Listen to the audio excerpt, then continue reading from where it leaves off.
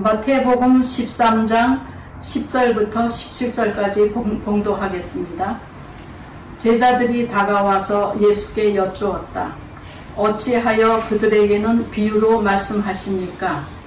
예수께서 그들에게 말씀하셨다. 그대들에게는 하늘나라의 비밀을 아는 것을 허락해 주셨지만 다른 사람들에게는 그렇게 해주지 않으셨습니다. 가진 사람은 더 받아서 차고 남을 것이며 가지지 못한 사람은 가진 것마저 빼앗길 것입니다. 그래서 내가 그들에게 비유로 말합니다. 그들은 보아도 보지 못하고 들어도 듣지도 못하고 깨닫지도 못합니다. 이사야의 예언이 그들에게서 이루어지는 것입니다. 너희가 듣기는 들어도 깨닫지 못하고 보기는 보아도 알아보지 못할 것이다. 이 백성이 마음은 무뎌지고 귀는 듣지 못하고 눈은 감겼다. 이는 그들이 눈으로 보고 귀로 듣고 마음으로 깨달아 그들이 다시 돌이켜 내게 고침을 받을까 염려된다. 그러나 그대들의 눈은 지금 보고 있으니 복이 있으며 그들의 귀는 지금 듣고 있으니 복이 있습니다. 내가 진정으로 그대들에게 말합니다. 많은 예언자와 의인이 그대들이 지금 보고 있는 것을 보고 싶어 하였으나 보지 못하였고 그대들이 지금 듣고 있는 것을 듣고 싶어 하였으나 듣지 못하였습니다. 마태복음 6장 9절부터 13절까지 공독하겠습니다. 그러므로 그대들은 이렇게 기도하시오. 하늘에 계신 우리 아버지, 이름을 거룩하게 하시오며 나라가 임하게 하시오며 뜻이 하늘에서 이루어진 것 같이 땅에서도 이루어지게 하시옵소서. 오늘 우리에게 필요한 양식을 주시옵고 우리가 우리에게 죄진 사람을 용서하여 준 것 같이 우리 죄를 용서하여 주시옵고 우리를 시험에 들게 하지 마시고 악에서 구하시옵소서. 나라와 권세와 영광이 영원히 아버지의 것이옵나이다. 아멘.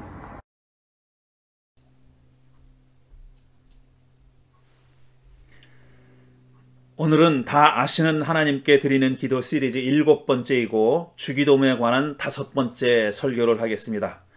오늘 얘기할 내용은 나라가 임하게 하시오며 라는 기도에 대한 얘기가 되겠습니다. 당신의 나라는 당연히 하나님의 나라를 가리키는 말입니다. 그런데 유대적인 성격이 강한 마태복음서는 이 하나님이라는 말을 가급적 쓰지 않으려고 했기 때문에 하나님 나라의 하나님 대신 하늘나라라는 말을 썼습니다. 하나님 나라는 곧 하늘나라, 그러니까 마태가 말하는 하늘나라는 곧 하나님 나라를 가리키는 겁니다.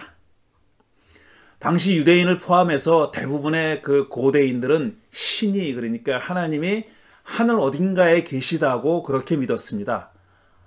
우리가 지금 현대인이 생각하는 것처럼 이 우주가 그렇게 광활하다는 것을 몰랐기 때문에 이렇게 보이는 게 전부다라고 생각했던 거죠. 근데 보이는 그래도 넓은 하늘의 어딘가에 하나님이 계시는 곳이 있다. 하나님의 거주지가 하늘 어딘가에 있다라고 생각한 겁니다. 지금 우리가 아는 것처럼 그렇게 우주가 광활한 걸 알았다면은 아마 그렇게 생각하지 않았을 겁니다. 1961년에 유인 우주선 보스토크 1호를 타고 인류 최초로 우주 공간에 나아갔던 소련 우주비행사가 유리 가가린이라는 사람이죠. 근데 그 사람이 우주 공간에 나가서 지구를 내려다보고 이렇게 말했다는 거죠. 내가 살피고 또 살폈지만 하나님은 어디도 없었다. 이렇게 말했다고. 그런 얘기를 여러분도 들으셨을 거예요. 아마 설교자들이 그렇게 얘기하는 걸 많이 들으셨을 겁니다. 이렇게 얘기하면서 유리 가가린이 우주에 나가서 어디를 봐도 하나님이 없었다, 신은 존재하지 않았다라는 말을 무신론자의 어떤 오만하고 무식함의 극치를 표현하는 거다, 이런 얘기를 들으셨을 겁니다. 저도 어렸을 때 수없이 많이 듣고 자랐어요. 무신론자들이 얼마나 오만하고 얼마나 무식한지를 잘 보여주는 얘기다, 이런 얘기를 들었죠. 게다가 또 심지어 이 유리 가가린이라는 분은 그로부터 7년 후에, 그러니까 1968년도에 미그 15기인가 뭔가 하는 전투기를 시험 비행하다가 사고로 죽었어요. 그 사람이. 그러니까 고 봐라. 이렇게 오만한 신성 모독을 한 유리 가가니 그래서 하나님의 벌을 받아 죽었다라는 얘기까지 들은 분은 많지 않을 겁니다, 아마. 근데 그건 사실이에요. 7년 후에 미우기를 시험 운전하다가 시험 비행하다가 죽었다는 건 사실입니다. 그렇지만 유리 가가린이 정말 그렇게 얘기했는지는, 그러니까 우주 공간에 나가보니까 신이 어디에도 없었다 이런 말을 했는지는 의문입니다. 의심스러워요. 왜냐하면은 이 가가린은 자기 평생 러시아 정교회의 독실한 신자였습니다. 주위 사람들은 뭐라고 얘기하냐면 아마 그런 말을 하지 않았을 거다. 그런 말을 했을 리가 없다라고 그렇게들 증언했다고 해요. 근데 그때 당시는 그래 60년대 초중반이니까 이게 얼마나 이 냉전 시대였었어요.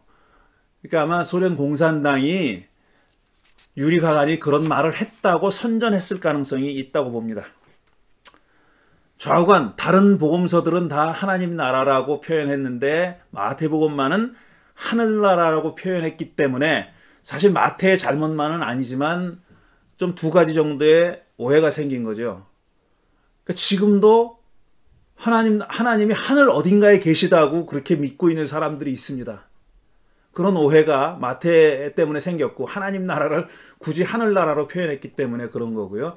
또 마태만의 잘못은 아니지만 하늘나라 혹은 하나님 나라가 죽으면 가는 어떤 천당 이렇게 이해하게 된, 그렇게 오해하게 된 것도 어느 정도 책임은 있다고 말할 수 있습니다. 그렇게 한마디로 얘기해서 하나님 나라는 하늘 어디엔가 있는 것도 아니고 그 다음에 죽으면 가는 천당을 가리키는 말도 아닙니다. 예수님이 하나님 나라라고 말씀하셨을 때는, 하나님 나라가 가까이 왔다라고 말씀하셨을 때는 죽으면 가는 천당이 가까웠다는 얘기, 죽으면 가는 천당 문이 열렸다는 얘기도 아니고 하늘 어딘가에 있는 그 있었던 하나님 나라가 지상으로 왔다 이런 뜻도 아닙니다. 전혀 그것과는 무관한, 상관이 없는 그런 의미로 하나님 나라가 가까이 왔다라고 말씀하신 겁니다. 자, 하나님 나라는 그리스어로 바실레이아 데우입니다.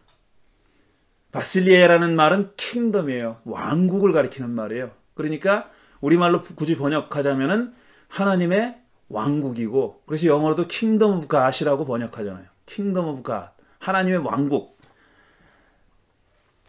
그런데 이 왕국이라는 말이 그리스말로 바실레이아라고 할 수 없이 그렇게 번역을 한 모양인데, 그 바실레이아라고 번역한 본래 예수님이 쓰셨던 이 셈조고 계통, 그러니까 히브리 말과 또 아람어가 섞여 있었던 그 셈조고에서 왕국이라고 표현했던, 그리스 말로 왕국이라고 번역했던 그 말은, 그 말이 갖고 있는 더 정확한 의미는 뭐냐면은 통치 혹은 지배예요. 왕국이 아니라, 혹은 나라가 아니라 통치. 이건 그러니까 무형 형태가 없는 명사입니다. 어떤 형태가 있는, 그 구체적인 형태를 가지고 있는 어떤 물건이나 현실에 대한 그걸 표현하는 명사가 아니라, 뭐라고 얘기해? 그거 참 단어가 생각이 안 나네. 어쨌든 형태가 없는 거를 가리키는 거예요. 통치는 형태가 없잖아요. 통치는. 지배, 통치 이런 말은 형태를 가지고 있는 나라나 왕국이 아니지 않습니까? 그러니까 하나님의 통치, 하나님의 지배를 얘기하는 거예요. 왜 그렇게 됐냐면 이스라엘 사람들이 오랫동안 나라가 없었잖아요. 기원전 586년에 바벨론에 멸망당한 이후로 이 사람들이 영토가 없어졌어요. 언제까지? 2차 대전 끝나고 시온주의자들이 자기의 그 땅에 들어가가지고, 팔레스타인 들어가가지고 이거 우리나라야! 하고 선포하고 자리 차지할 때까지 나라 없이 살았어요. 전 세계에 흩어져가지고 디아스포라로 살았지 않습니까? 그러니까 이 사람들이 생각하는 나라는 영토 개념이 없는 거예요. 그러니까 하나님의 나라라고 얘기했을 때 그건 하나님의 지배나 하나님의 통치권의 영역 안에 있으면 다 나라인 겁니다. 그게 영토 개념이 아니었다고요. 현대 국가는 국가의 3요소가 뭐 국민, 영토, 그 다음에 주권이라고 얘기하잖아요. 근데 하나님 나라를 그런 나라에 비유하자면은 국민과 주권은 비슷하다고 얘기할 수 있어요. 하나님 나라의 시민은 누구냐 하면은 예수님이 선포하신 하나님 나라의 가치를 추구하고 실현하고 체현하려고 하는 사람들이 그 나라의 시민입니다. 그 시민은 국적과도 상관없고 그 다음에 어느 집안 출신이냐 하는 것과도 상관없어요. 예수님도 말씀하셨잖아요. 보시오, 내 어머니요 내 형제들입니다. 당신의 제자를 가리키면서 그렇게 말씀하셨다는 얘기 몇 주 전에 제가 했습니다. 내 어머니와 내 형제들입니다. 하늘에 계신 아버지의 뜻을 행하는 사람이 곧 내 형제요, 자매요, 어머니입니다. 이렇게 말씀하셨어요. 이 사람들이 바로 하나님 나라의 시민입니다. 현대국가의 3요소 중에 다른 게 뭐냐면 현대국가는 영토가 정해져 있지 않습니까?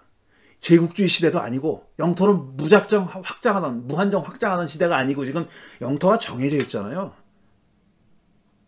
근데 하나님 나라는 영역이 정해져 있지 않은 거예요.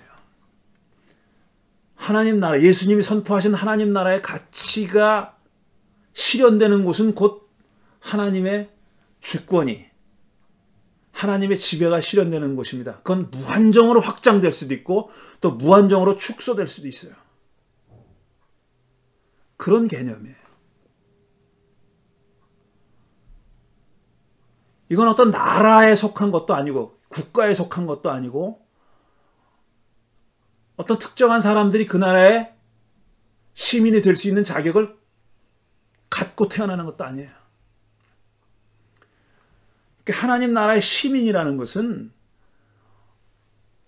어떤 국가와 혈통을 넘어서는 건 물론이고 종교의 장벽도 넘어서는 겁니다.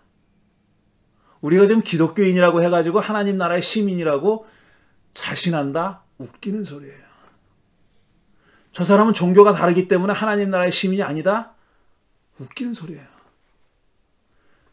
그 사람이 어떤 가치를 추구하느냐 하는 거예요. 어떤 말로, 어떤 언어로, 어떤 개념으로 표현되느냐 하는 건 중요하지 않아요. 그 사람이 어떤 가치를 추구하느냐, 예수님이 선포하셨고 몸소 사셨던 그 가치를 추구하고 사느냐, 그럼 그 사람은 하나님 나라의 시민인 거예요. 왜냐하면 하나님의 나라는 하나님의 주권에 영향이 미치는 삶의 현장을 가리키는 그런 말이기 때문에 그렇습니다. 하나님 나라의 가치가 실현되는 그곳이 바로 하나님 나라이고 하나님의 주권이고 하나님의 지배이고 그 일을 하는 사람들이 바로 하나님 나라의 시민이요, 예수님 말씀을 빌리면은 내 형제요, 내 자매요, 내 어머니다, 이겁니다. 그러니 당신의 나라가 임하게 하시오며라는 기도는 내가 속한 나라가 기독교 국가가 되달라고 하는 기도가 아닙니다.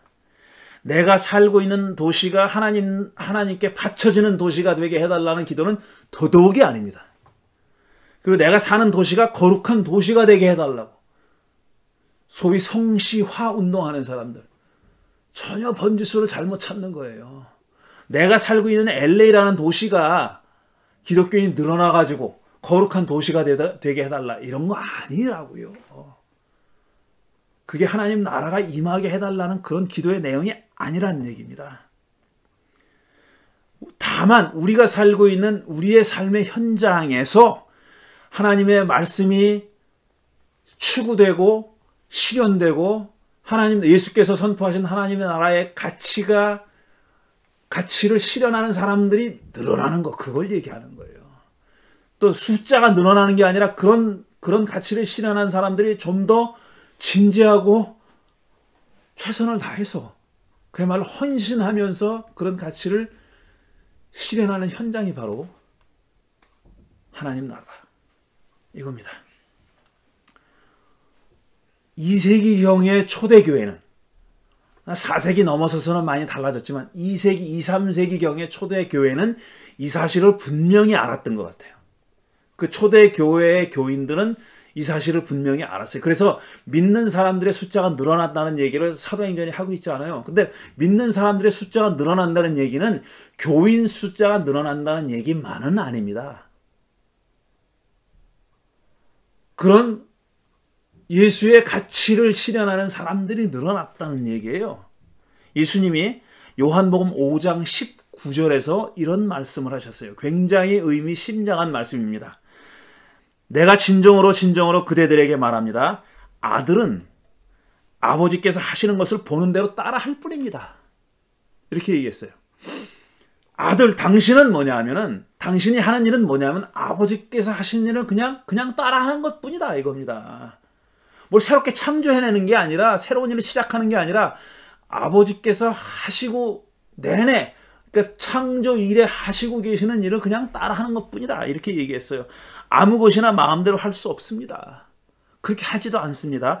아버지께서 하시는 일은 무엇이든지 아들도 그대로 합니다 그랬어요. 그러니까 예수님이 하신 일은, 이 세상에 오셔서 하신 일은 그냥 아버지께서 창세 이래로 하신 일을 그냥 하는 것뿐이다 라는 겁니다. 그런데 이 말씀을 그대로 했던 사람들이 초대교회 신자들이었었어요. 이 사람들은 그런 아들이 하셨던 일을 그대로 따라한 것뿐입니다. 그대로 따라한 것뿐이에요. 이교도였던 사람이 있었어요. 그게 그리스도인이 아니었었어요. 그리고 철학자였습니다. 그 사람의 이름은 누구냐면 아리스티데스라는 사람이 있었어요. 이 아리스티데스라는 사람은 결국은 이제 나중에 그리스도인이 되는 사람인데, 로마 제국의 하드리안 황제에게 이렇게 보고합니다. 자기가 기독교인들을 보고 관찰했던 것을 보고한 거예요. 로마 황제에게 보고한 보고문에 이런 비절이 있어요. 그들은 서로 사랑합니다. 그들은 초대교회 신자들 얘기하는 거예요. 그들은 서로 사랑합니다. 그들은 언제나 과부를 돕습니다. 그들은 고아를 괴롭히려는 사람들에게서 고아를 구해냅니다. 그들은 무언가 가진 것이 있으면 아무것도 가진 것이 없는 사람에게 아낌없이 줍니다. 그들은 이방인을 보면 집으로 데려갑니다. 그리고 그가 마치 친형제나 되는 것처럼 기뻐합니다. 그들이 생각하는 형제란 일상적인 의미의 형제가 아니라 성령을 통해 하나님 안에 있는 형제를 뜻합니다. 그렇게 얘기합니다. 그들은. 이렇게 보고했어요. 그러니까 이 사람들이 한 일이 뭐냐? 자기들이 주님이라고 믿었던 그 십자가에 달려 돌아가시고 부활하셨던 바로 그분이 하신 일은 그냥 한 거예요.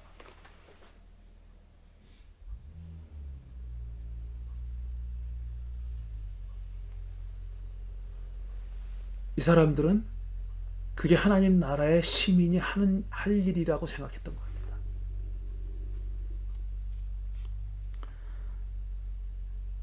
이렇게 당시 로마교회, 2세기 초의 로마교회는 이렇게 해서 예수가 행했던 그대로 행하면서 무려 2만 명이나 되는 빈민들에게 먹을 것을 계속 나눠줬다는 거예요.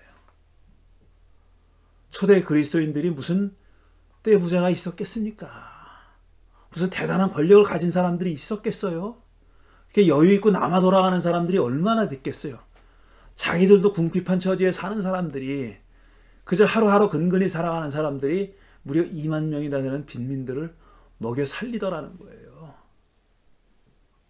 이걸 아리스티데스가 보고 황제에게 보고한 겁니다. 이게 바로 하나님 나라가 임한 현장이었다. 이런 얘기입니다. 우리가 하나님 나라가 임하게 해달라고 하는, 그렇게 기도한다면 그 기도의 내용은 바로 이런 것이어야 한다. 이런 말씀을 하고 싶은 겁니다. 또 마지막으로 오늘 제가 마태복음 13장을 읽었습니다. 예수님이 비유로 말씀하시고, 씨앗의 비유죠. 그러니까 흔히 씨 뿌리는 사람의 비유라고 이름 붙여져 있는 바로 그 비유를 말한 다음에 제자들이 이해가 안 됐던 거예요. 그 비유의 뜻이 어떤 씨는 돌짝밭에 떨어지고 어떤 씨는 가시덤불에 떨어졌다. 이 말 무슨 말인지 이해가 안 되는. 어떤 씨는 옥토에 떨어져 가지고 30배, 60배, 100배의 열매를 거뒀다. 이 말이 이해가 안 되는 겁니다. 그래서 사람들이 다 가고 나서 제자들만 남아 있을 때 그들이 물어봤어요. 우리 이해 못 하겠습니다. 설명해 주십시오. 그러니까 예수님이 하신 말씀이에요. 그대들에게는 하늘나라의 비밀을 아는 것을 허락해 주셨지만 다른 사람들에게는 그렇게 해주지 않으셨습니다. 라고 말씀하신 다음에 비유를 설명해 주셨습니다. 돌짝밭에 씨앗이 떨어졌다는 얘기는 처음에는 잘 믿다가 환란이 닥쳤을 때, 박해를 받았을 때 그 믿음을 잃어버린 사람을 가리킨다. 이렇게 설명해 주셨고, 가시덤불에 떨어진 씨앗이라는 씨앗은 무슨 뜻이냐 하면은 처음에는 역시 잘 받아들였지만 세상의 염려, 근심, 걱정, 재물에 대한 유혹 이런 것들 때문에 결국은 좋은 열매를 맺지 못한 사람을 가리키는 그런 말이다라고 설명해 주셨어요.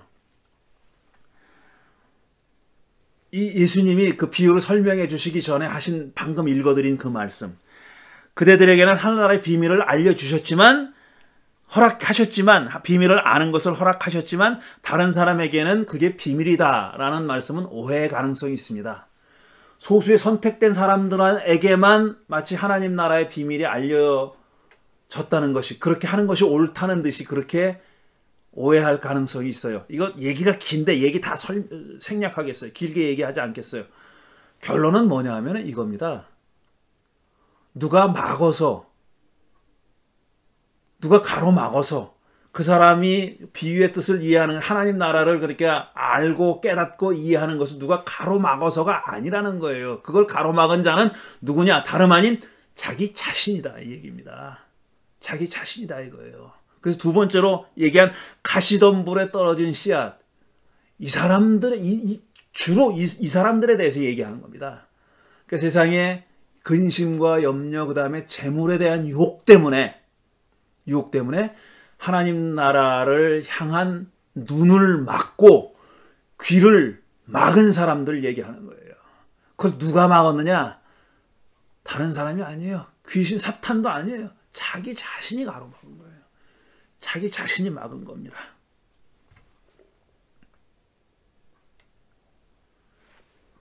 그러지만 않으면, 자기 자신이 자기 눈을 막고 귀를 막지만 않으면 하나님 나라의 비밀이라는 것은 누구나 알 수 있는, 들으면 알 수 있는, 아멘이 절로 나오는 비밀 아닌 비밀이라는 말씀을 하고 계신 겁니다. 우리가 왜 우리 기독교가, 우리 개신교가 왜 이렇게 됐습니까? 우리 개신교가 왜 이렇게 됐어요? 그냥 외양에 치중하고 겉으로 드러나는 모습에 그냥 완전히 마음을 뺏겨버린, 하나님 나라의 가치라는 것은 안중에도 없는, 왜 그런 모습이 되어버렸어요? 사탄의 역사? 웃기는 소리 하지 말라 그래요. 하긴 뭐 그게 사탄의 역사라면 역사라고 할 수도 있죠. 자기가 한 겁니다. 자기가. 누굴 탓하냐고. 자기가 그렇게 된 거예요. 가랑비에 옷 젖는 거 모르듯이 조금씩 글로 넘어간 거예요. 완전히 물질주의에 빠져버린 거고, 만몬을 섬기는 그런 타락한 종교가 돼버린 건 누구 탓할 수 없어요. 자기 자신들이 그렇게 한 겁니다. 그럼 돌이킬 수 없이 지금 망해버렸느냐? 저는 그건 아니라고 생각해요. 그렇게 좌절할 때는 아니다. 아직은 우리가 정신 차리면 됩니다. 물론 대다수의 개신교인들이 그렇게 되리라고는 기대할 수 없어요. 원래 복음의 씨앗이라는 것은 그렇게 광범위하게 퍼질 수가 없는 거예요. 예수님도 말씀하셨잖아요. 어차피 돌짝밭에 떨어지는 것도 있고 가시덤불에 떨어지는 것도 있어요. 하지만 옥토에 떨어지는 것도 있다고요. 거기서 맺혀지는 열매가 30배, 60배, 100배가 된다는 겁니다. 그 사람들만 있으면 됩니다. 그 사람들만 있으면은 세상이 훨씬 더 좋아질 수 있는 거예요. 우리가 사는 삶의 현실이 하나님 나라의 가치가 실현되는 그런 데가 될 수 있어요. 그래서 사람들이 그 혜택을 다 받을 수 있다고요. 모든 사람들이 100% 기독교인이 돼야 되는 건 아닙니다. 그 소수의 사람들이 세상을 바꿀 수 있는 거예요. 누룩이 양이 많아가지고 밀가루 반죽이 커지는 거 아닙니다. 아주 작은 분량의 누룩만 있으면 모든 밀가루 반죽이 혜택을 받을 수가 있는 거예요. 그런 삶을 살도록 부름받은 사람들이 바로 그리스도인들입니다. 이건 자랑할 게 아니에요. 미션을 부여받고 우리가 이 세상에 온 겁니다. 그런 미션을 우리에게 하나님이 주신 거예요. 축복이라면 엄청난 축복이죠. 감사할 일이죠. 우리에게 그런 일을 주신 거, 그런 사명을 주신 거, 그런 미션을 주신 게 얼마나 감사한 일이에요. 그 일을 그냥 우리는 묵묵히 해나가는, 하나님 나라가 임하시기를 간절히 기도하면서 그 나라의 가치를 일상의 삶에서, 매일매일 일상의 삶에서 자그마한 것 하나라도 진지하게 실현해 나가는, 실천해 나가는 그런 사람들이 되자. 이 말씀을 드리고 싶었습니다. 잠시 묵상하는 시간을 갖겠습니다.